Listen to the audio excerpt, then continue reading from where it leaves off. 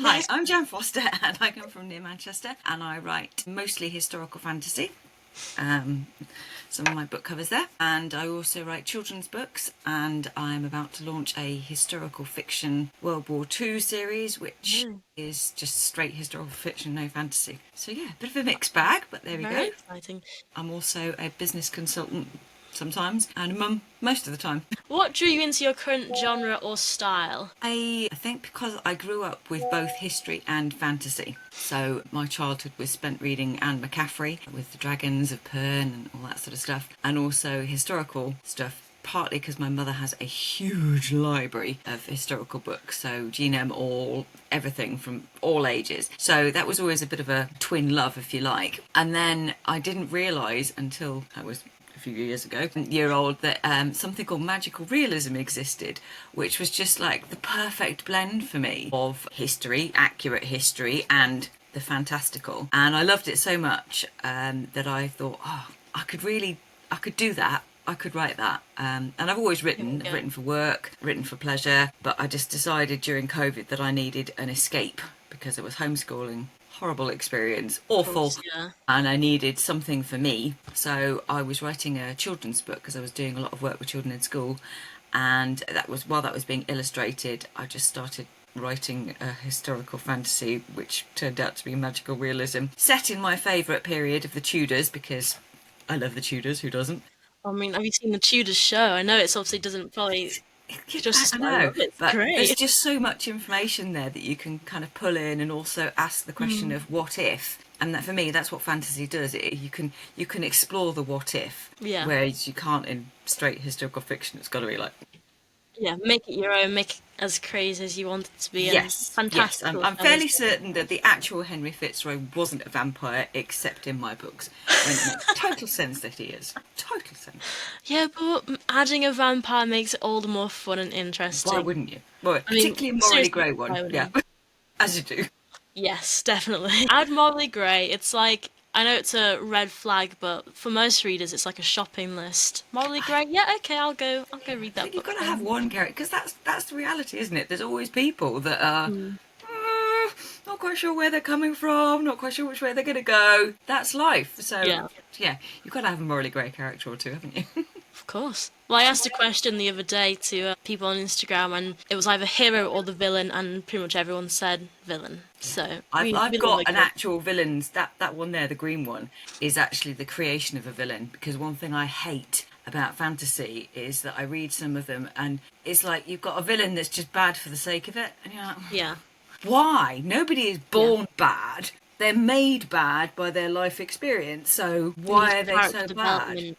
Yeah. Yeah, so I wrote a whole creation of a villain story just because I was like, I need to set the record straight that it's not black or white. It never Yeah. is with a No, villain, or it definitely. shouldn't be, in my opinion. Well, no, they're morally grey for a reason, aren't they? There's lots of grey Not areas. necessarily morally grey people aren't necessarily the villain. You just don't know. No, no, you don't. It's always a twist. So, with these series, is there aspects of romance, or is it more featured towards historical fantasy? There is some romance, but it is not the main Yeah, plot. What actually happened with me was that I ended up writing them completely out of order in the series, as you do. yeah, And for me, I'm not a big romance reader, so I like romance, but I'm of that age now where I'm, settled down, happily yeah, married, and I'm kind of a bit beyond all the flowers and chocolates sort of stage, really. So I'm interested in how couples make a life together. So my main characters are a couple.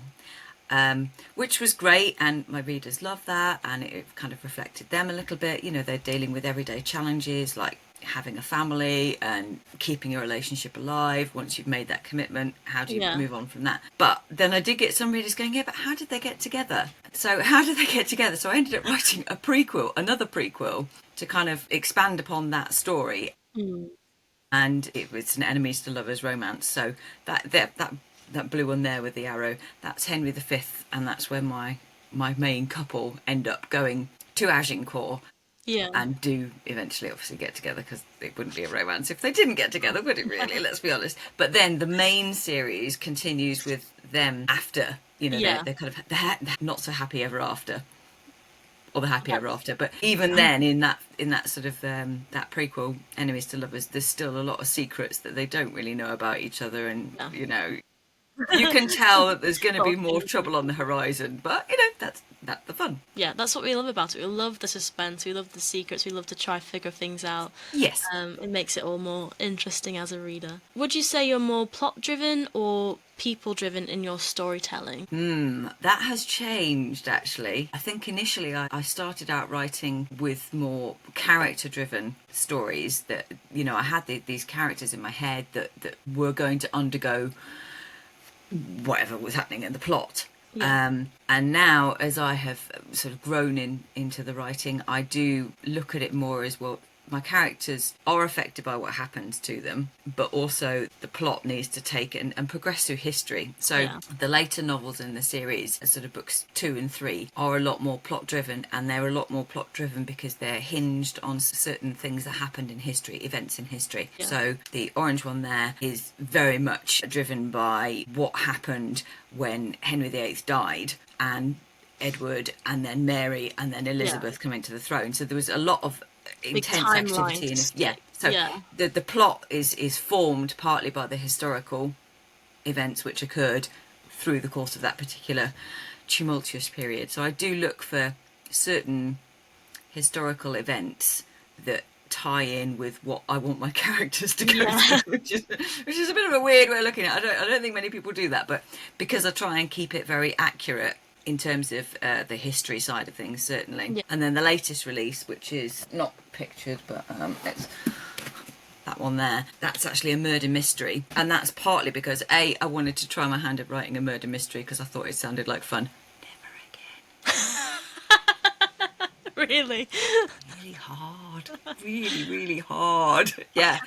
I have so much respect now for people that write murder mysteries because it's really hard to get it right. But also because I noticed that there were a lot of queens dying in the space of 3 years, which seemed a bit suspicious to me. So I thought, oh, well, that's just made for a novel, really, isn't it? Made for a murder mystery. Who's killing the queens? So, yeah, that kind of fed into the whole plot, and then I had to link it all together. And so, there's a bit of alternative history in that one. But it's all very historical. Do you ever feel like you're in a box where you can't really, because you're having to stick to history and you're obviously trying to make it intertwine, do you ever feel like you can't really expand on some things that you would want to do? Yeah, a little bit. Yeah, I've got to be honest, I do. Especially having just written 3 stories that are set in the same period in occupied Paris. And that was because that was straight historical fiction. You can't deviate from it. It happened when it happened. And that's good in some ways because as it happened, as those years went on and, you know, progressed and then culminated in the liberation of Paris, then it was all very exciting at the end, which makes for a gripping read because you don't know which way it's going to go and you don't know who's going to survive. So that's good in some ways. But yes, it is quite constraining to have to stick to that. So I've now decided I'm going to write another fantasy novel that's just going to be completely different. Just so I can do what I want. Just like a brain. Just go with a plot I like and characters that I like and see what happens. Wherever it takes you. Quite so constrained. Yeah. Because obviously with some people with historical fiction, they just do it set in a time, not necessarily focusing on a historical event or person. Yeah, I think people do that for that reason, really. And also because when you write a lot in that time period, then it gets a bit easier. You're more familiar with, you know, what people wore and what it smelt like and how people behaved. You get fixed into that period anyway, and it just becomes a bit easier to write in it. So to write a story that just, you know, weaves in a few bits of history, but isn't dictated by it.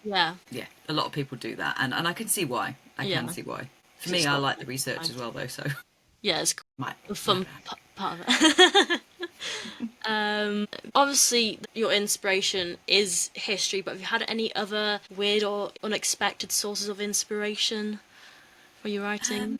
Yeah, strangely enough, actually, the first book I wrote was that on Disrupting Destiny, which is book 1 in the series. I was writing it at a time when we were going through Brexit, and part of the plot line was, not, I hesitate to say inspired by Brexit, but certainly what we were experiencing as a country then, I noticed that there were parallels, because that book is set in 1535, 1536, which was when Henry VIII separated the church from the Catholic Church and became the head of the Church of England. And you did have this really, really big divide between people that were clinging to the old Catholic faith and people that wanted this newer, simpler, more authentic feeling way of religion, and it really did feel very much like that when we were in Brexit, because you had literally half the country wanting to stay within Europe and half the country wanting to leave it. We all know how that turned out, but the point is that it created such animosity between friends and family if they felt differently, and everybody felt very passionate about it. They really did. They still do. Yeah, they do. It's still a big topic now for. It is, yeah. Everyone. And it's kind of, who knew that it would be such a divisive thing for our generation, I suppose. Before Brexit and before COVID and after. It's all these before and afters, isn't it? Yeah, so it feels like there was a whole succession of things happening all at the same time, and we had to muddle our way through and figure out where we were. So that did feed into Disrupting Destiny without meaning to, but it was there. Definitely, I wouldn't say inspired by the word, because I don't think you're definitely not inspired by COVID, are you? But it definitely, you can see in a lot of writing how they incorporated it, and obviously because you're living through that, it's a way for them to kind of express how they're feeling and process it as well. Process it, yeah. I've got a friend, actually, an American friend, who she writes historical fiction, and she writes really kind of medieval historical fiction based in Syria and that whole continent over there, and what was going on with the Templars and all that sort of stuff. She, while during COVID, she ended up writing a murder mystery set in the 1300s post-plague, and it is hilarious. I've got to tell you, it is so funny, because it's like the picking up the pieces afterwards when 50% of your town's been wiped out by plague. Yeah. What do you do? And you got nothing, and you got no money, and you got really restricted in what you can do. And I highly recommend it, because she just managed to flip the whole situation that we were living in, kind of in one foul swoop, make us very, very grateful for science.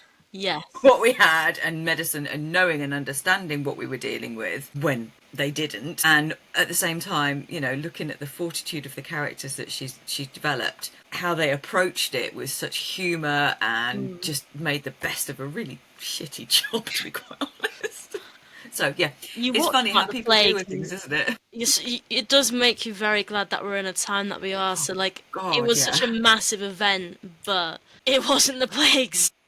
Yeah, it could have been so much worse, Yeah. It was shit, but we got through it. Yes. So can you please give us a brief overview of that series, just to tell readers that haven't discovered you yet what it's about? I know we've touched on it a bit in this interview, but if you want to give an overview. So, the Naturae series has currently got 5 books in it, and 3 fables from Naturae, which sort of feature the side characters or other elements of the story that were just not big enough stories to make into a novel, quite frankly. And they feature a couple called Aoife and Joshua. Aoife is a fae with wings, living, crash landing at the beginning in human society and struggling to basically exist. It's pretty hard. You've got wings, you have to make exceptions for that. She comes from an island called Naturae, which is up in the Orkneys, and together with Joshua, she has to try and make the most of her situation, which is very, very constrained by Tudor society. We also then discover that there's this whole other society where all the Fae live, and then we also discover through the course of the series that there is a much, much wider society. There are other tribes of Fae, and also in human society, equally living, kind of hidden, magical realism, are vampires and witches and demons. Makes it exciting. So the vampires, and I'm going to warn people about this, the vampires kind of run the Catholic Church. Blood, I think bloodletting, and you'll see why. Witches, all of their powers are basically based on real-ish abilities, but exaggerated. A lot of the witches are healers, for example, so they do a lot of laying of hands onto people.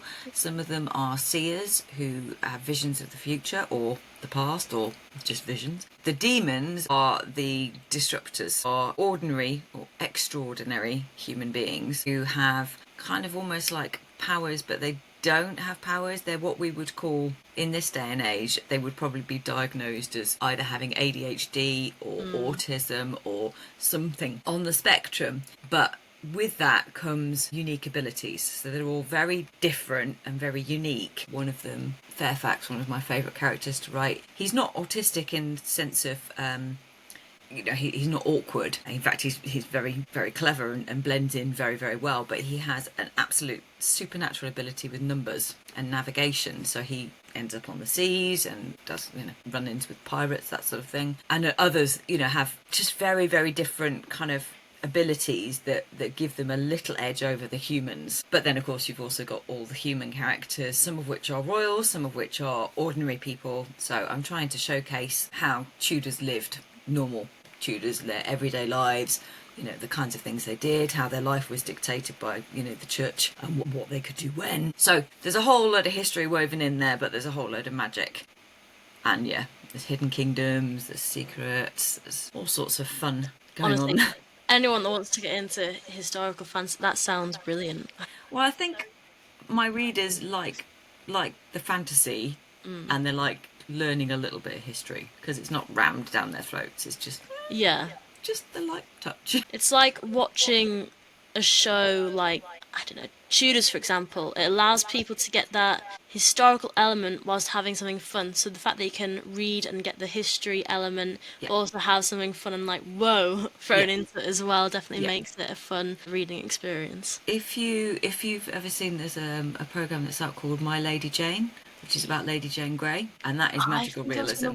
I think I literally saw that the other day. I don't know if I've watched it or not. It's hilarious. But I definitely... It's really great, yeah. It's very funny. Mine is not quite as funny, but it is still good, obviously. So yeah, My Lady Jane would be a good TV example, or A Discovery of Witches is another one that if people like those, then they'll probably enjoy my books. One of my favourite, I have to say, have you watched Rain, where it's Mary Queen of Scots? Yeah, Mary Queen of Scots. So good. She's a big character in my books. Oh, is she? Yeah. Honestly, her storyline, I mean, obviously, I do love a romance book, so that's why I liked watching it, but her storyline was so interesting. She's a great character. She is probably my favourite royal after Elizabeth I. But yeah, she's definitely got a heck of a story, and she comes into this book and will continue through the rest of the remaining 2 that will be written for the rest of the series. So because she's just got that, her life, you just couldn't make it up. You just absolutely couldn't really make it up what's happened. So yeah, her near misses at being killed are included in that book 3. So you say Elizabeth is your favourite royal at that time. It's like, I obviously watched Reign. I haven't really watched anything where she's the focus, because in Reign she is the bad guy. Until later on in season, until that season where Lola goes to England, when you start to understand her, then you start to see and love her. So I want to watch more, read more, where Elizabeth is the focus. Well, there's lots of books about it. Yeah, lots of books, because it was a lovely long reign and she was a wonderfully complex character. I think there's a lot of non-fiction books which I'd recommend about her as well, which really kind of show the complexity of how she came to be the way that she came to be, and what she was faced with as a woman ruler and ruling for so long, and the way that she differed very much from her sister, half-sister Mary, who basically came at it like a bull in a china shop with a sort of entitled bitch approach. It's never going to fly, is it really? But Elizabeth, I think she was a very, very clever lady, very clever, working in very, very difficult situations and times. Yeah, which is all the greater for me. Yeah, in a plot-wise, wonderful. Definitely makes for a good plot. It does. So obviously, you talked about your next release is the murder mystery. Can you give us any spoilers, maybe, or a little sneak peeks into that? I know you said it was about the queens getting killed and... Well, that's the one that's already out. Oh, it's already out, sorry. Yeah, that's one. But the next one is... it's launching in September on Kickstarter, which is quite a challenge, and I'm a bit scared about it, but I'll get there. It'll be fine. So I'll have copies at AATA, definitely. It's a duology. It's something very different. I don't think anyone's done before, because it's a a parallel read. So there's the main story about a Jewish girl called Hannah who has to flee Germany just before war kind of breaks out, but when things are starting to intensify there. Sorry, I'm distracted by my daughter texting me. It's very annoying. And she flees to occupy Paris with her young son, Freddie. So Freddie's story is the other book, and it's really kind of picking up when they get into Paris, what happens when the Nazis come and when they take over. So the middle grade book is being co-authored and illustrated by my friend James Warwood. Which, you know, I think Diary of a Wimpy Kid, but Diary of a Brave Silent Kid, and you're kind of there, really. Hannah ends up having to live in the Ritz. She starts off the novel, as it were, having fled Germany, with landing herself her dream job for Chanel. And then when war breaks out, Chanel closes her doors and she's left kind of destitute, really. She's got no money whatsoever. So she ends up having to go and live at the Ritz and leave Freddie with her good friend Kat, who's a housewife but very smart. And Kat also finds herself in this situation where she's a widow, she equally has no money, and worse than that, she's also German, and her cousin is a Nazi, and he is one of the first people into Paris, and he basically comes and takes over her whole life for her. How kind. I don't know. So kind. How kind. So she's there having to pretend that Freddie is her son. And yeah, suffice to say, there's French resistance involved in there. There's a lot of fashion involved in there. And there's a really interesting thing that not a lot of people know about, which is that Hannah eventually, she gets involved with the resistance and working towards the liberation of Paris. But also she gets involved with the film that was made about the liberation of Paris. And it was literally filmed as they go, as Paris was retaken by the French resistance, which was actually just before the Allies arrived in Paris. They were determined to kick the Nazis out before the Allies and Charles de Gaulle walked in. Sounds like a really interesting read, so Well, I'll I hope definitely so. look it up. Yeah, I think it's quite an uplifting book. It's a book about not only resisting oppression, but kind of, you know, finding your voice when you've been silenced. Freddie in particular literally doesn't speak. He's been told to stay quiet until it's safe, and until he feels safe, he's not going to speak. And of course, he never feels safe for the whole of the novel. So yeah, I think they're quite nice. I like them, and feedback so far has been very good. And we'll be launching it as a duology on Kickstarter. What is Kickstarter? Is it? Kickstarter is a crowdfunding platform. So essentially you have a campaign, a not very long campaign, and hopefully people will back it and follow it in return for rewards, and the rewards will be copies of the book, swag. One of the big things that happens is that they go into the catacombs in Paris, which were actually also used by not only the Nazis but by the French resistance to run their operations from. But the actual catacombs themselves feature almost as a character, really. Freddie really feels at home there, he feels safe there, it's dark, it's quiet. Yeah, so we're going to have a map of the catacombs that Freddie has drawn as one of the rewards that people can get. Yeah, it's very intriguing. I'm glad it's coming out for the signing event. I am too. I'm very relieved. And to copy there and see it firsthand. Is it your first time going to the Armouries, or have you been before? It is, yeah.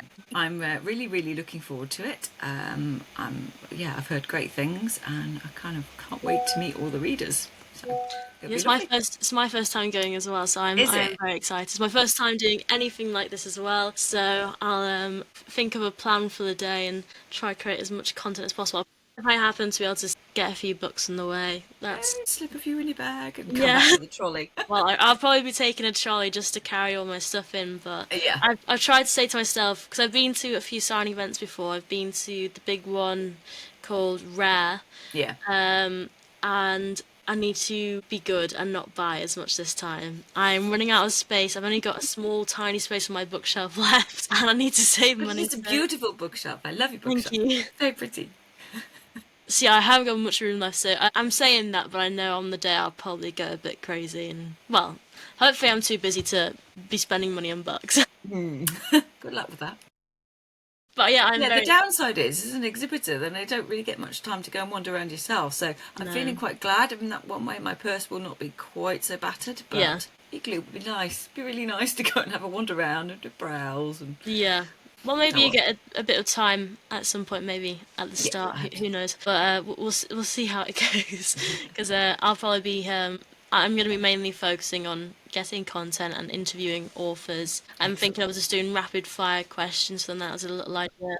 So I'm not taking up too much of their time when they're either in preparation or if they've got a queue of people, or I don't know. We'll see. We'll see how it goes in the day, and Just I'll be jump in when you see a talking. gap.